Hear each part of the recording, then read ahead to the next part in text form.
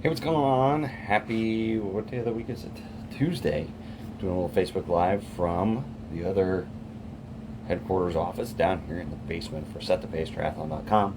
Thought I would go over some important information that kind of something you need to make sure that you're being aware of when you start this whole journey and process, especially when you're doing like a 70.3 or a full Ironman race, is making sure you get buy-in from the important people, which for most of us is going to be your spouse, significant other, and kids if you got them. Even we'll talk a little bit about your work people. You know, whether you've got people that are working underneath you or your boss or whatever. If you don't have buy-in for an undertaking as large as the 70.3 or 140.6 for all the training and everything goes into it, it's going to make for a very difficult journey on top of the difficult journey of just doing the training, getting ready for a race, and logistics of that. So if you don't have buy-in from the people that are most important to you, it's going to be a difficult journey. And by no means is this an all-inclusive list, and there's several things that are out there, and I could probably spend, oodles of time on each one of these topics. But we're doing a Facebook Live. We're doing it quick little tips. So with that, I'm going to go to my list, and we're going to go through them. Have the talk sooner than later. So probably as soon as something like this pops in your brain, you want to start bringing it up in conversation, get people kind of used to the idea of, hey, I think I want to do a full Ironman. I watched Kona on NBC, and I think a full Ironman is something, a challenge I want to do, or whatever's popping up at 70.3 or whatever. Start talking about it early and be authentic about it. The earlier you start bringing this stuff up, the less pain. You don't want to wait till you're 5-6 months out from race day and like, oh, by the way, I've signed up for a full Ironman. It's going to take a lot of time and energy for me and resources. As soon as you start having these thoughts, you need to start bringing it up with your spouse, significant other, or anybody else that's going to be in your support system. Be honest with. Honesty is probably the better policy for most of this, but I want to go through the different little items. Be honest with, it's going to cost a lot, somewhere in between, but it's not going to be cheap. You are going to need a decent bike. People have made it through with mountain bikes, but it needs to be something that is able to withstand the training and then the race itself. You don't want mechanical issues during a race and stuff like that. At least some sort of running shoes, some sort of clothing, some sort of swim gear. If it's going to be wetsuit legal, you're going to need a wetsuit and stuff. It's not going to be the cheapest affair, but you can go out and get lots of stuff used and in good condition. So it's not going to be a huge impact. You don't have to spend oodles of money, but if you want decent entry-level type of stuff, it's not going to be free. So just be prepared that the discussions can come up. It's like, hey, this is, I don't need Christmas. I don't need birthday presents. This is what I'm doing with anything you would buy for that kind of stuff. So the cost is going to be there. Make sure you're getting them prepared for that idea. And do your research, do your homework, and kind of have an idea of how much you think you're going to have to invest into this, so you can have that honest and upfront conversation. Be real with the time commitments. At first, maybe you're doing 5, 6, 7 hours a week of training, but you're looking for a half, you may get up to 12 or 13. You're looking for a full, you could get up to 15, 16, 17, 18 hours of training. And that's not including the time it takes to get to someplace, to get ready to do it, to do the workout, and afterwards to get cleaned up and dressed to go over and do whatever. It takes time. So not in addition to the training, you tack on another maybe 15% of time to that, of just all the processes and getting your bike ready, and taking a bike to the bike shop to get it checked, going out and doing practice swims, open water, bringing a wetsuit, make sure it tests out okay. There's a big time commitment in addition to this, the training, and there's going to be logistics, everything else that goes into it. So make sure that you're up front with your crew. There's going to be some time involved. And how to best mitigate that. And I'm saying this for spouses and important people in your life, but the work people, if hopefully you've got a good relationship with your employer, and just saying, hey, I'm going to be doing stuff in the morning, and I'm going to be here right at 8 o'clock in the morning unless I have a flat tire. Or I might be kind of tired some days, and this is going to be why. It's not that I'm burnt out on work or whatever. Be upfront, and hopefully you have a good relationship with your employer or employees, whichever. I'm self-employed, so I don't have any employees, but I do have my family. I work for them, right? But if for the people that either work for you or you work for them, make sure that they understand where you're coming from. Because there's going to be some days you're going to be probably walking in pretty tired, pretty beat up, and they're probably going to look at you like, you're not wearing socks today. It's like, yes, I went to the pool to swim before work and I forgot socks. Or you got goggle eyes coming in and they're wondering what's going on. Are you having issues? And it's like, no, I just went swimming before work. And can you do that type of thing? Are you in a situation where you can go swimming and it's okay if you have goggle eyes for the first half of the day, and then you make it through the rest of the day and it's okay? So just be real with the work atmosphere as well and what kind of demands is going to be there. If you enjoy your free time and lounging around and Netflix binge and all that kind of stuff, now there are ways to incorporate this in your training and stuff, but with families, with jobs, with everything going on, your free time is going to be less free time. Especially, I hate to see people burn the candle at both ends by shorting sleep because you want to stay up and watch your movies or shows or whatever. You're going to have to do some reprioritization of what's important during this time getting ready for these events and doing your training. You may have to cut out some TV shows. You may have to cut out some happy hours and some other things that you did and liked doing before, but maybe it's a good trade-off, maybe it's not, but maybe this is the big experiment to find out if this is something you want to do. So be ready. That free time is probably going to be in shorter supply as you're moving through and doing more and more training to get ready for your race. Review the race options. So if you come up with this idea, I want to do a 70.3, I want to do a full Ironman, there are lots of options. Depending on, pandemic times and deferrals and all this other stuff, a lot of races are full at this point in time. But once they start opening back up, I think there's going to be plenty of opportunities to go races in different areas. They don't sell out like they used to back in the day. So go if you're going to do an Ironman branded event, look at their website, look at Challenge Series, whoever's doing the event. There are races everywhere of different sizes and different terrain and everything. If family want to do something on the East Coast, West Coast, do they like Florida? Do they want to do it in the Gulf? There's some stuff in Houston. Ironman Texas is close to the Gulf in Houston. So there are tons of options. There's tons of opportunities, different times of the year. So make it a family incorporated decision of, these are the options. This is a race that I kind of want to do. Do we want to do these? We want to do it in spring? Do we want to do it in fall? Do it in the middle of the summer? Do we want to do Coeur d'Alene? 70.3 out in kind of the wilderness area? Do we want to do kind of more of a beach thing?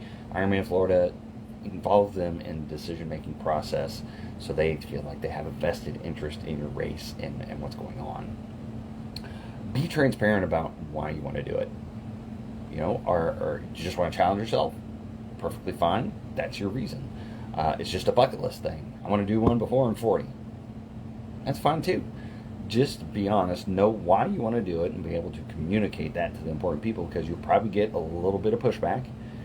But the more authentic and honest you are about why you want to do it and your motivations, probably better chance you have that your family, significant others, or other people will kind of go along with the program and try to make it happen for you. So be authentic, be real, find out why you want to do this and be able to communicate that. Be real about, and this kind of gets into the weeds a little bit, once you get closer to the race, you're going to be very involved with logistics of it, and there's going to be stress involved and anxiety, all kinds of stuff, and you're going to be probably the 2 weeks out from race day, you're going to be pretty absorbed into what's going on and having to be plugged in to the race, to your gear, to what's going on, the logistics of how to get there and all this other stuff. So just make sure you're preparing your family that you may be a little bit checked out of everything going on around the house and stuff, and that goes back to the timing. Don't pick a race that's the weekend before your child's graduation from high school or college or something like that. Don't do that. Don't do that. I know, this year's a bit wacky, deferrals and all this other stuff, but in a normal year, know what's coming up for your family and make that timing appropriate, because the week of the race, you're going to be checked out. Day of the race, you're not going to be able to do much of anything to help them out. And the day after the race, you're going to be pretty incapacitated as well. So just make sure you're preparing your family for the fact that it's nothing personal, but there's a lot of you that's going to go into that week before, even the month before, and the weekend of. So just make sure that they're prepared for that thing, because that's kind of a shock that I've seen over time, is the family is just like, man, you were just gone. You weren't involved whatsoever. that's kind of the way these things work out. It's a big undertaking, and that week before, it's a lot of logistics, especially in a full Ironman race. So we covered be real, what's your time commitments, communicate your goals. Do you want to just finish the race? Do you want to finish in a certain time? Let's be real, like we all have our goals. Do you want a PR? You've done the 70.3 and this is like your second or third one. Or do you want an age group podium? That takes a different level of commitment altogether. So be real, kind of figure out what your goals are and communicate them to your crew.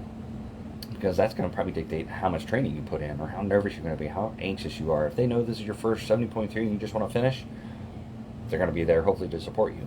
If this is your 5th Ironman and you've gotten so close, and this time your goal is to qualify for Kona, to finish first or second in your age group, to have the opportunity, it's probably going to be a large time commitment for you, and your family either needs to be bought in or it's another discussion altogether. But make sure that you're communicating what your target is, because if they think you're just going out there to have a good time and just finish the race, and in your mind you're out there, it's like, I want to train because I want to have the best bike split in my age group, there's going to be problem and frictions later on. So make sure you're communicating what your goals are. And it's not just a one-time thing. It's not just check in at first, I'll sign up for this race, this is the race I want to go to. And then, talk about it, and then you're a month out from race day, and then it's like, oh, by the way, here's all the things that's going on. No, this is like a weekly thing. You got to check in with the spouse, with the significant other, with the kids, with everything, and you got to communicate. To the point where they're like, okay, that's enough. I don't need to hear about your schedule. I don't need to know, all this other stuff. Just talk to me whenever something's going on. Because the less you communicate about this stuff, the more you just have it going on in your head, the less they're going to be on board with it, because you're just doing the plan and they're not involved. You want them involved as much as possible in the process to make sure that they still have buy-in throughout the whole process. You're doing check-ins with them. They're checking in with you. Even if it's like a planned set weekly meeting, it's like, okay, Sunday evenings we're going to have dinner and we're going to talk about this, that, and the other. You're what's going on with you, and what's going on with my training. So everybody's on the same page, because once the week starts, I don't know about you, we got 3 kids. I'm self-employed. I'm doing this full-time. I'm helping with the kids stuff. My wife's employed full-time, and she's running around with her head cut off for her job. Once Monday hits, man, we're just trying to tackle the schedule and keep everybody afloat. So you got to check in often and communicate what's going on and how you're feeling, how they're feeling. Everybody's got to be heard. So constant communication. And the last tip is things may change. Pandemics may happen. A hurricane may hit. I remember in Florida 2018. A hurricane came and kind of wiped out the beach there at Panama City, and they moved it out to Haines City. It wasn't the most ideal situation. Wasn't exactly the beach vacation that my family was looking for. We tried to make it work and do the best we could. But you got to communicate. Like, if a hurricane comes through and you know about it, but then you don't notify your family and say, oh, hey, by the way, instead of being a beach vacation, now we're going into the middle of Florida. Hey, it's close by Disney World and Disneyland, whichever one's over there.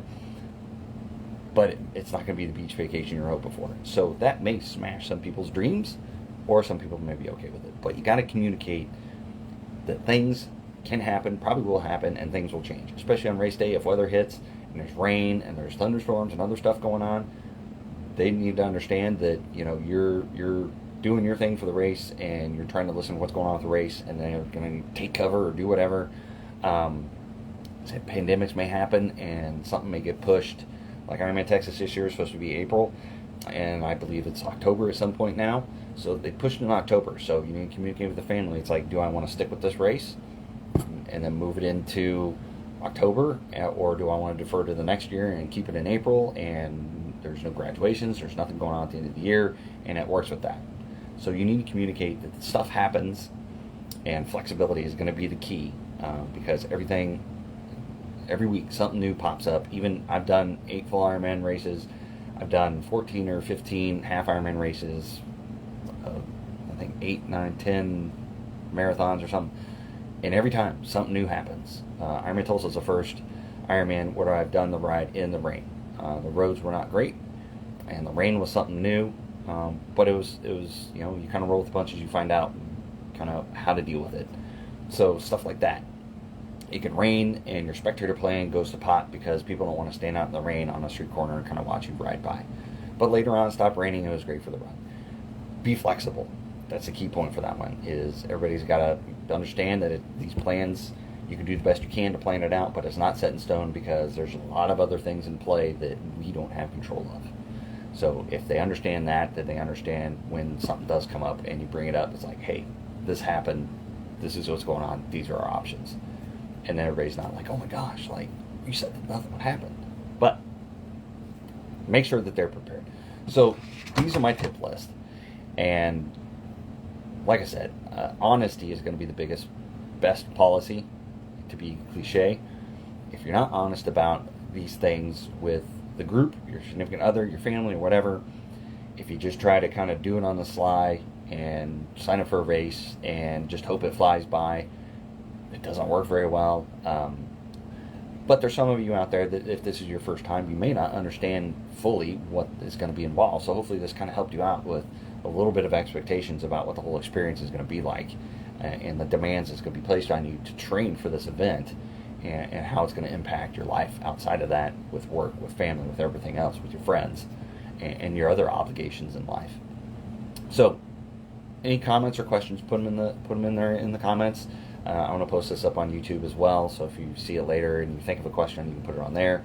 I always get back to my comments. If there are things in there you think of, it's like, hey, you should add this, because I've been doing, there's people that, I think one guy's done 100 Ironman out there. I'm sure he's running all kinds of things that would be useful information. So if you have any insider tips or anything you think I should add in there, put those in there. I'm always remaking these videos, so hopefully that helps you out. Happy training out there, and we'll see you guys on race day.